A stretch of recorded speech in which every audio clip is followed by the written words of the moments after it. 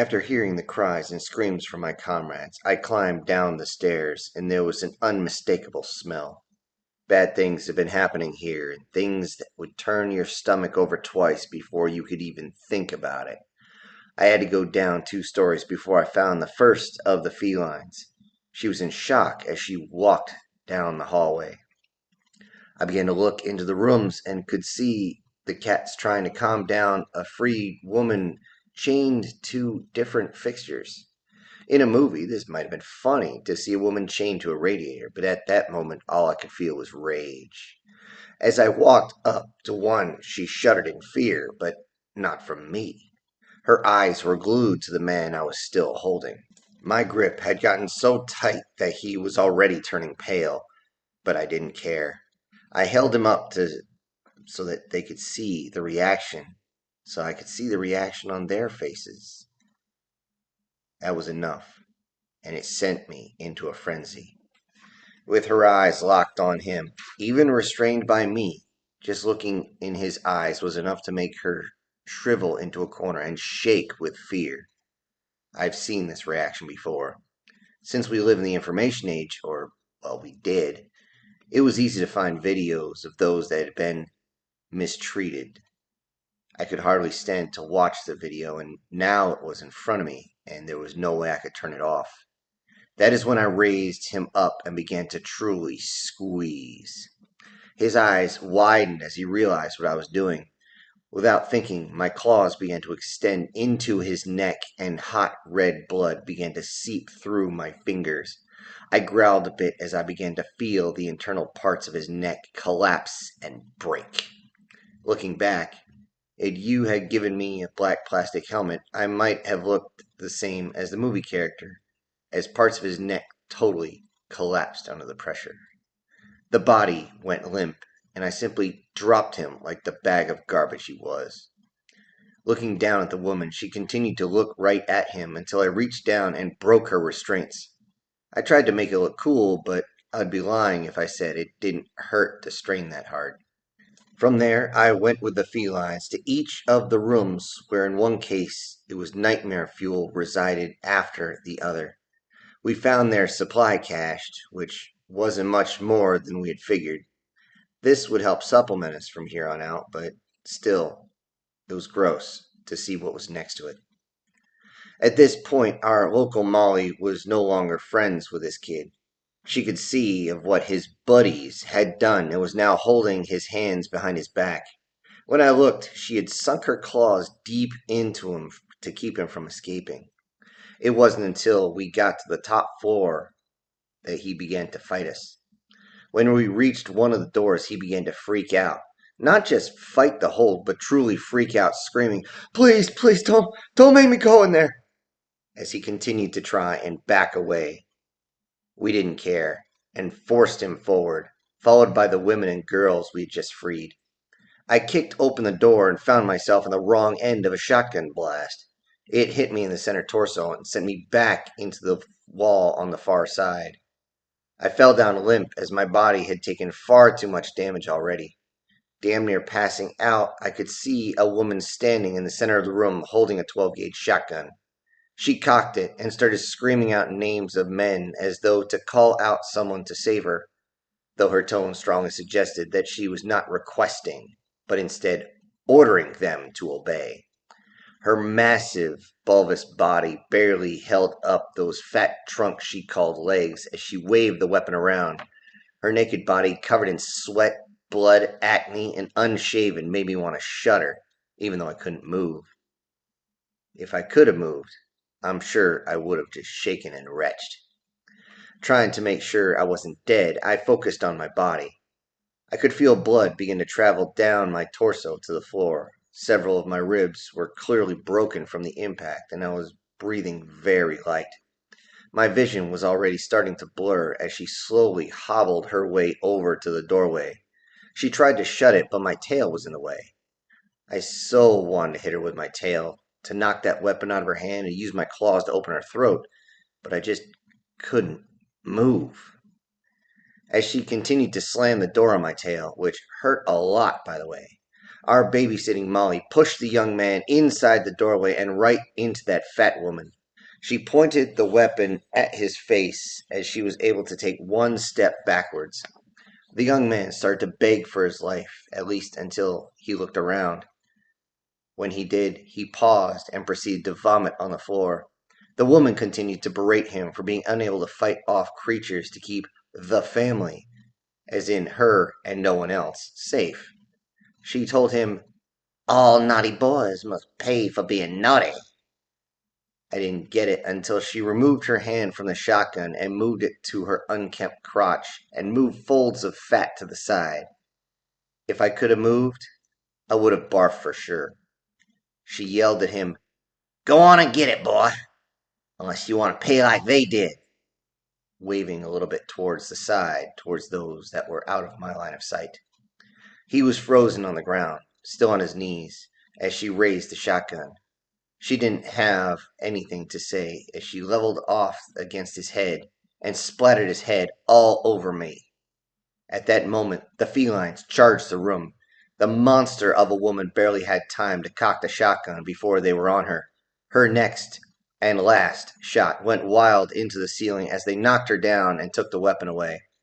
That was when they all stopped due to the pungent smell. They looked around and two of them puked right then and there, right on top of that fat bitch. At this point, I started to move, and the freed women hesitated before helping me to my feet.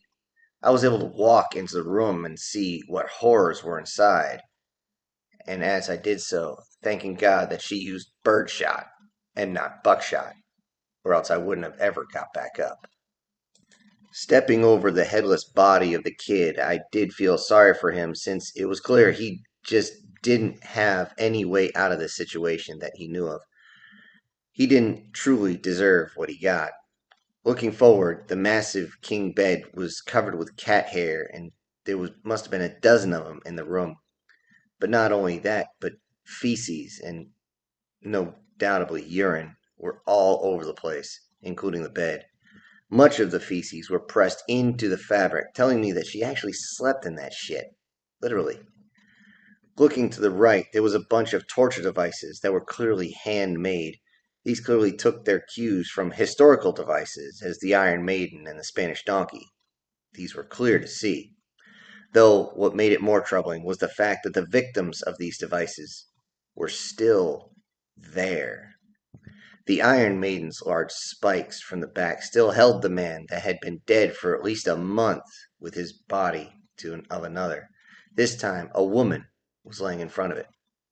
Her wounds clearly showed that she had been killed the same way.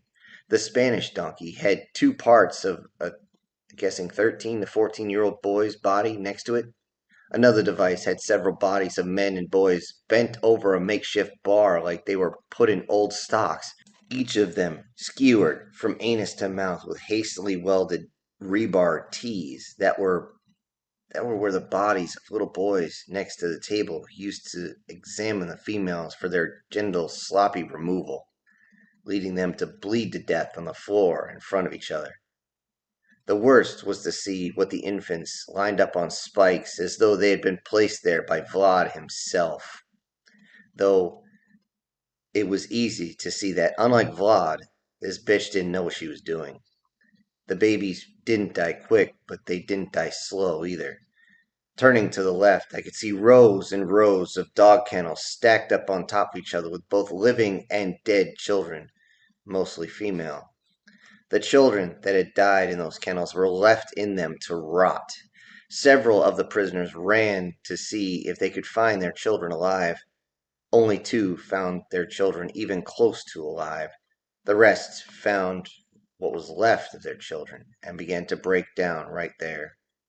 As the women consoled each other, the felines got the remaining children out of the cages. I didn't get it at the time why three young girls, maybe 11 and 12, were dressed in lingerie while locked in the cages. I get it now, and I'm glad I did what I did. That gluttonous mass had shot me, was starting to scream how the children belonged to her, and saying things like, "I'm their mommy," and Only I know what's best for them. Right before I grabbed her by the arm and began to drag her sorry carcass out the door. That is when she finally noticed I was moving. She yelled and spit at me, "How are you alive?" And, "You demon, release me!" Or my favorite, "You have no power over me in this place." If I wasn't in so much pain, that one would have made me laugh. She tried to go limp and just let her mass be her anchor, but sinking my claws into her arm was more than enough to get her to move. Just like all the others, she loved to give pain, but just can't stand to take any of it. Opening the door to the roof, she began to beg for her life. She began to claw and bite at me, but I just slapped her away. When, at the center of the roof, I pushed her to the ground, she seemed almost happy that I was not going to throw her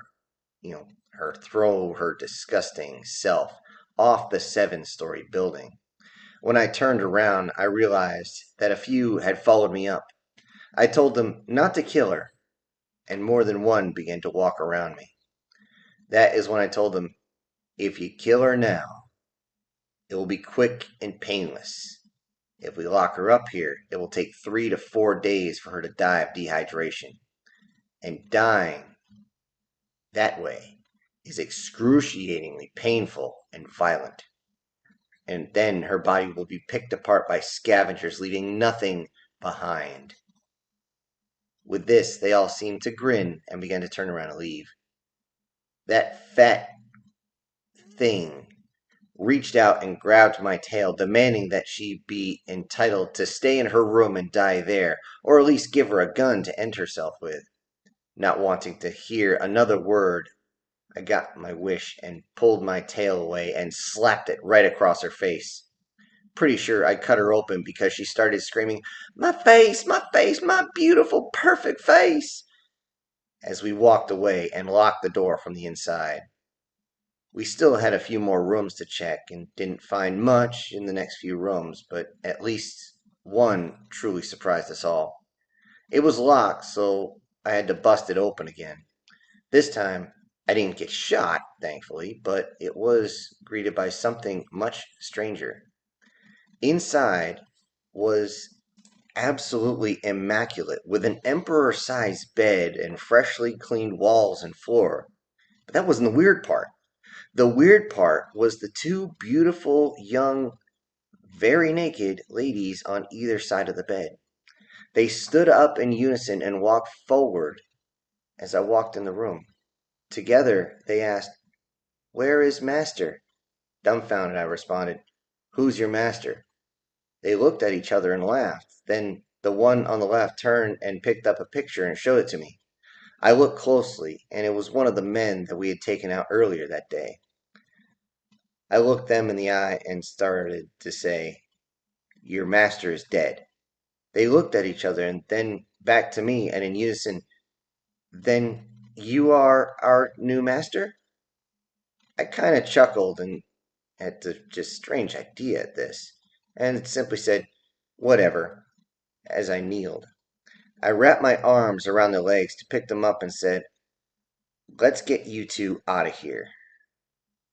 Well, until what happened next. The adrenaline must have worn off because I could suddenly feel all my injuries I sustained throughout the day. I only got the two up about 2 feet before my body just gave on me.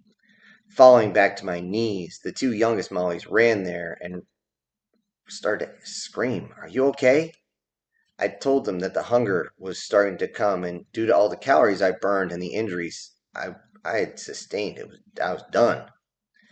The two humans didn't know what I meant, but the Mollies did.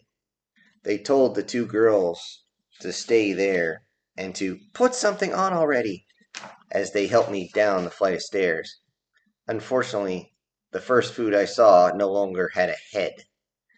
At that point, it didn't matter though. Either I ate something, or I ran a good chance of losing control right there and then and going feral.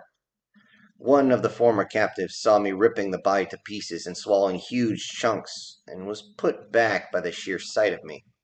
The Mollies had to explain that this is what happens when our body burns through so many calories. Once I was done with them, I moved onto the pantry where the felines had the same idea I did. Thanks to the explanation, the former captives understand what I was doing and opened some high-calorie foods for us to eat.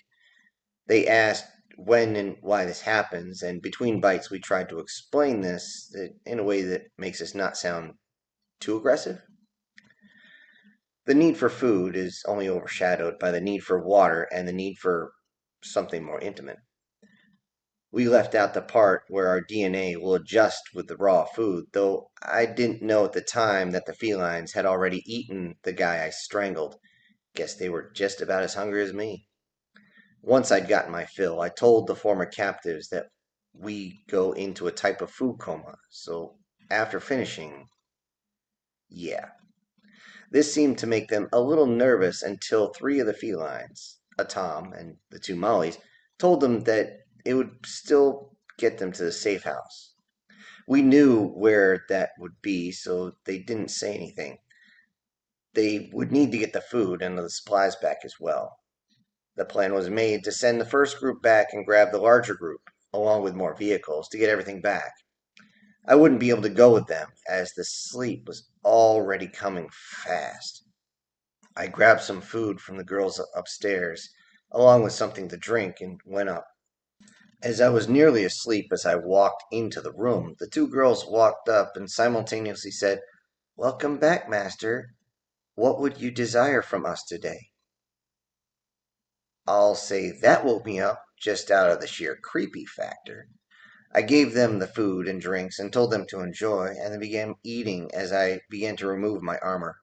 They saw this and stopped eating to help me take it off. I tried to refuse, but my head was already starting to shut down. Once the only thing left was the arm and leg pieces, I staggered over to the bed and fell on it. It was so soft it nearly enveloped me, and I put my face up so I could breathe. I clawed a little forward, dragging myself onto the bed until my feet and tail were the only things hanging off the back. I could feel the armor still being removed as I fell asleep. When I awoke, I was surprised to find that each of those girls were asleep under my wings. Not only that, but I had one of the mollies against my side and one aside of my face, while the other curled up next to my left leg. I was a bit groggy and very thirsty. Somebody must have remembered that as I was going to happen because there were several cups of water on the nightstand. Reaching for the water, the girls began to stir awake.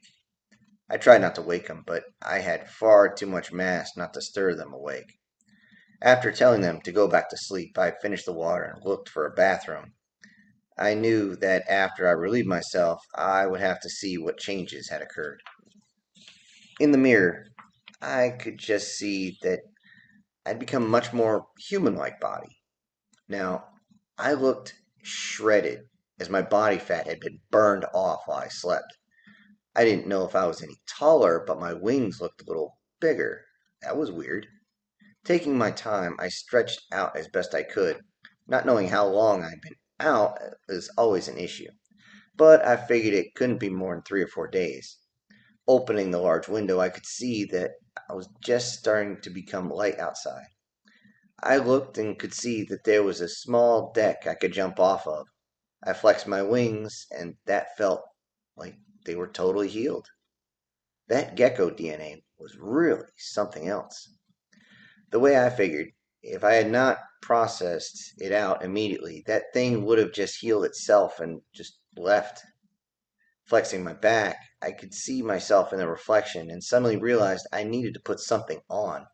I still had a bit of morning wood, and having two of them at once might be a bit much for the present company. Looking around, I just didn't see anything that would suffice for the moment, but I decided to just go out on the deck. Standing out there, I just looked across the city. This building wasn't the tallest one by far, but it did give a nice view of the area.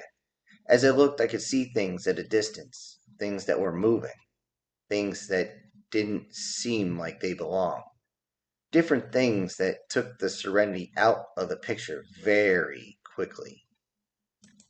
First, I could see things flying off in the distance.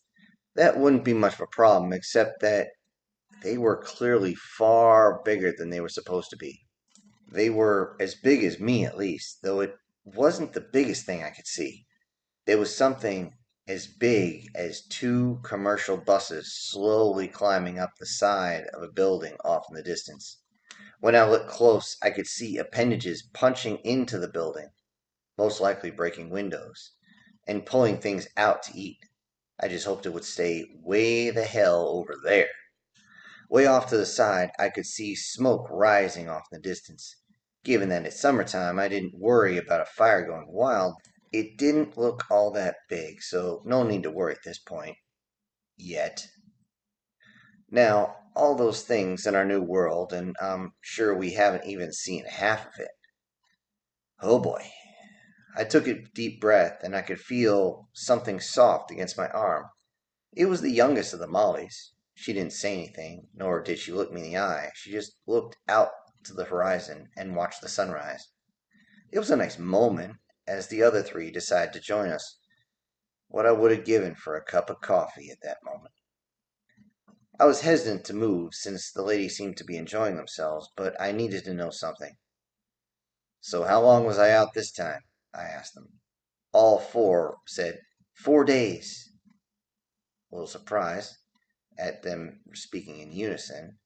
I realized after having the two females talk in unison, having the four do it was just really creepy. I mean, creepy factor at a level I didn't even want to think possible. At least I was right about the timeline. I asked them about what happened while I was out, and they told me that all the resources had been moved to our complex.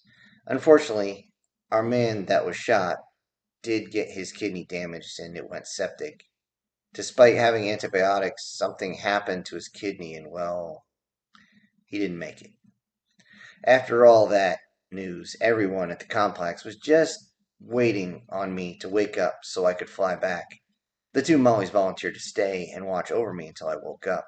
The two females refused to leave me at all. I made sure that they had been eaten and walked over to get my armor back. Not surprising, a bunch of it didn't fit right anymore. Man, this was getting annoying. Without going out hunting bugs, I can't make any more anyway. Putting on what I could and kept off what was broken, mainly the chest plate, leaving only a few pieces that still worked. I told the girls to pack whatever they needed because we were leaving. Not surprising, there wasn't much. The Mollies, combined, only had one small bag between them, and the females barely had any bags the size of purses. Whatever, easier for me to carry. Getting four passengers situated on me was a challenge, but doable. When I told them to hold on tight, they just about cut off circulation to my extremities. With one strong jump away from the building, I spread my wings wide and held myself in a position as we began to soar. It took a lot of maneuvering to get enough height. Though a good thing about cities is that you can always find a thermal pocket or an updraft for, well, if you know where to look, that is.